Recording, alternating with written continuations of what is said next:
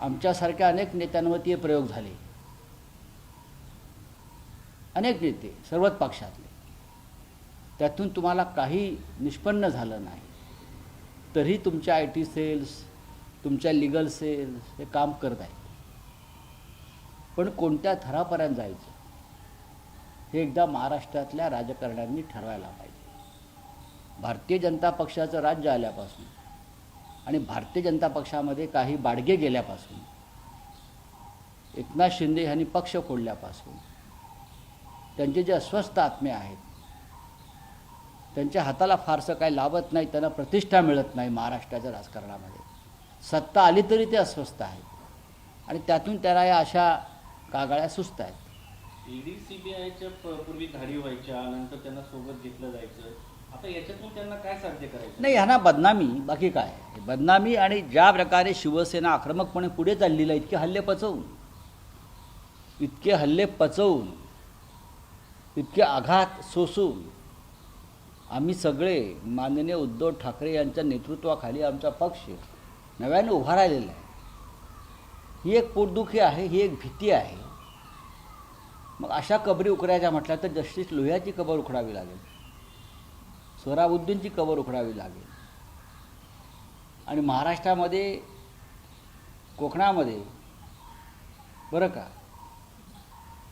आमच्या रमेश गोवेकरपासून ते अंकुश राणेपर्यंत आणि सत्यविजय भिसेपर्यंत संपूर्ण महाराष्ट्रातून असे असंख्य शेकडो थडगी आणि त्यांचे तपास हे नव्याने करावे लागतील. सर, जी याचिका दाखल झाली आहे त्यात आदित्य ठाकरेंच्याच विरोधात गुन्हा दाखल करा आणि बरोबरच सचिन वाझे, एकता कपूर, बिनो मोरिया या सगळ्यांचेही नाव आहेत आणि त्यांचेही. बघा, असं आहे की हा तपासाचा एक भाग असू शकेल.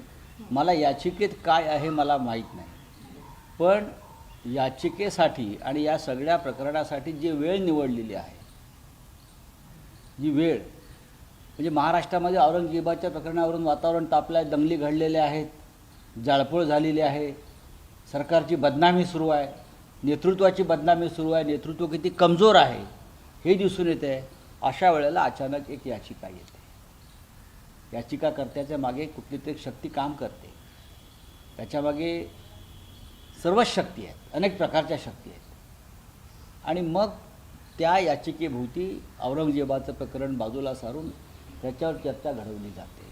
तुम्ही म्हणताय काही लोक याच्या पाठीमागे आहेत, त्याची नावं आम्हाला माहिती, कोणते लोक आहेत ते पाहू ना.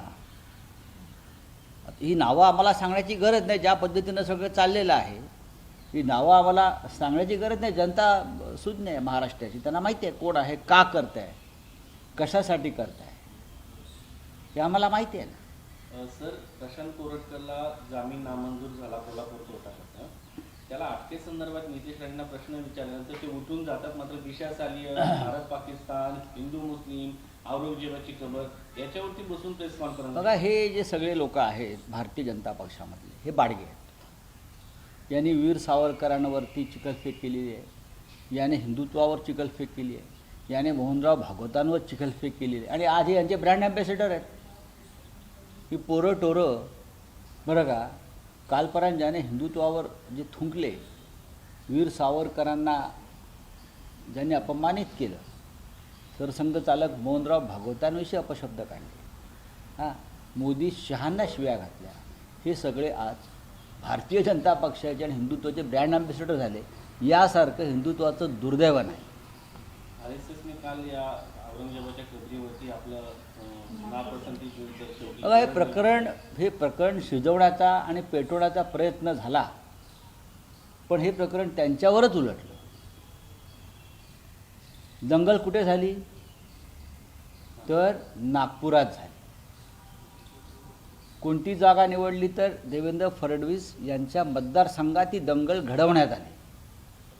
हे देवेंद्रजींना सुद्धा अपेक्षित नसेल की हे प्रकरण माझ्याच मतदारसंघात होईल.